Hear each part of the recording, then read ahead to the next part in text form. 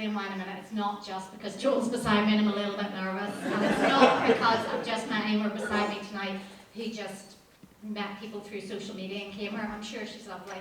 I'm a bit worried now about social media. I'm Carol, I'm from Young Enterprise. My mum's from Derry. I'll just do that disclaimer quickly. So that's the main reason when Gary came to me and said, will you do TEDx? Derry, London, Derry, I said certainly. Because it doesn't matter what age you are, if you can make your mummy proud, you'll make your mummy proud. So that was why I did it. Thank you, Gary. I'm delighted to be here. I'm excited to be asked. I haven't seen this many people in public together for a very long time, so it's quite scary. I'm Carol, Young Enterprise. Anybody know Young Enterprise? Hands up if you know Young Enterprise. A few of you. Okay, so Young Enterprise. We develop the enterprise and entrepreneurship skills of young people, aged 5 to 25, we get them to start up and run their own businesses. So it's about youth empowerment for me. That's what I'm passionate about. I didn't know we were getting a yellow dot. That's quite exciting. I'm not going to stay in it. I'm going to go back here because there's something in my bag I would like to show you. It's not a magic trick, Joel, so don't worry. Does this one work as well? Does this one work as well? Only if you move it down because you're little. So in my bag, I brought something fantastic to show you. And I found it to be a squirt.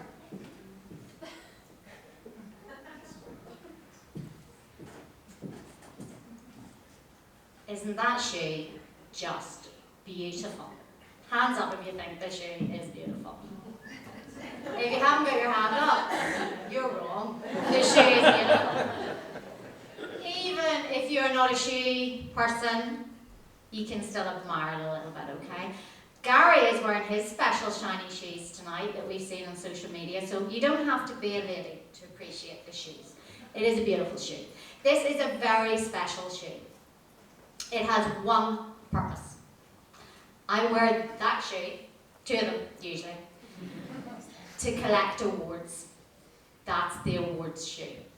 It's very special. When I have them at home, I keep them in a box with tissue paper. Mainly because I have an 8-year-old daughter, and anybody who has an 8-year-old daughter will know what an 8-year-old daughter would do with a shoe like that, and they wouldn't get to an award ceremony again. So they are my special award shoes. They sparkle, they reflect the glory onto me the same way an award does. They help me walk tall the way an award makes me feel. They are special. Those are the shoes I wear to collect awards. But they are not the shoes that win awards. Sadly,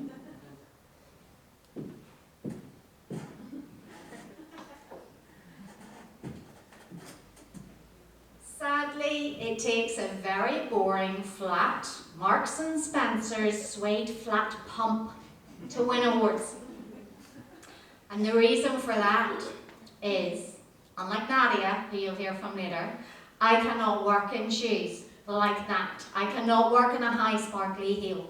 So if I'm going to get work done, work is about the flat shoes. And that's really what I want you to think about. Those sparkly shoes represent everything that is success. Everything that you think might matter, the goals that you set yourself, the things that you want to achieve are all wrapped up in those sparkly shoes. But actually, they don't matter at all. Because if I did not have the flat shoes, and I go through a lot more flat shoes in a year than I go through sparkly high-heeled shoes. If I did not have the flat shoes, there would not be the level of work done that would deserve awards to be collected. As I said, I have the good fortune to run a charity that is all about young people. So it's all about youth empowerment to me. So success isn't actually an award. The award represents something that we have done. But the work that we did is what I'm there for. That's what excites me. And for me, success is about helping young people grow and develop. It's about being able to gather a network of support around them. Some of you in this room have been involved as Young Enterprise volunteers in the past.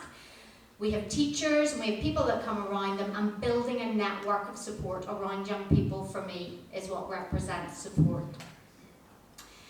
But success is also watching the pride that people have in the achievements of those young people, be it their teachers or their mentors or their friends.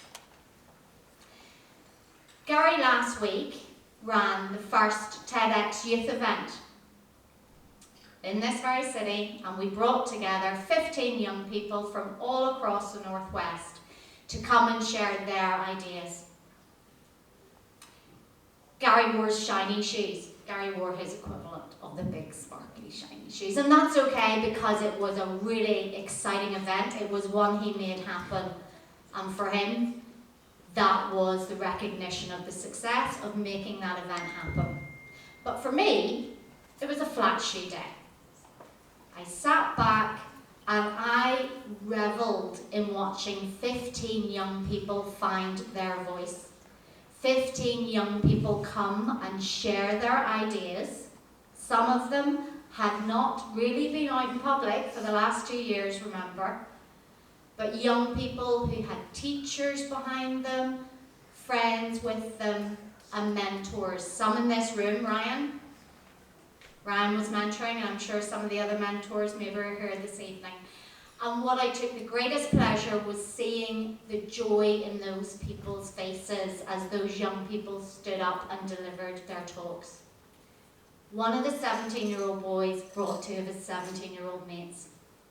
That doesn't actually happen very often, and I was delighted to see the pride that he had in them. But what also struck me is when those young people spoke, they spoke about the teachers and the family support that they have. They spoke about people who had inspired them. And I realised there's also a lot of young people out there who do not have that support. They've no one to encourage them. They have no one who believes in them. Nobody has their back. You're all here tonight because you understand the importance of personal and professional development. You understand the importance of having a network of supporters around you, and you understand how that can make you feel and help you succeed. From my viewpoint, it takes a village to raise a child, and we are that village. Recently saw Emma, I had to write it down, Raducanu, anybody watch the US Open tennis? It was fantastic. I cried. And I think I cried for exactly that reason. She had achieved her goals, but when she finished, the first thing she spoke about was the team, the squad that had got her there. The physio, she talked about the nutritionist, she talked about her coach, everybody that had wrapped around her to allow her to get that ultimate goal of achieving the US Open. Sure, it wasn't the reason for it, but let's face it, a couple of days later she got to go to the Met Ball and she wore those very sparkly shoes and very high heels. She would not have got that moment of success had she not put in all of that flat shoe work and had her team right behind her. So what I ask you to do tonight, no matter what stage you're at in your journey, you are beyond the personal and professional experiences of a 12 or a 14 or a 16-year-old. So what I'd like you to think about is, as you set your personal and professional goals for the year ahead, don't just think about what success is going to mean for you. Don't just think about what goals you want to set for yourself. But think, how could you maybe have a day in flat shoes and support the young people around you? Do you have a platform that they could speak on? Do you have businesses that they could come in and get experience with you on? Could you introduce them into your network to help develop and support them? Tonight, I ask you to take that thought away, to put your flat shoes on and to think about how you're going to help support young people in the year ahead so that they can have their own sparkly shoe moment. Thank you.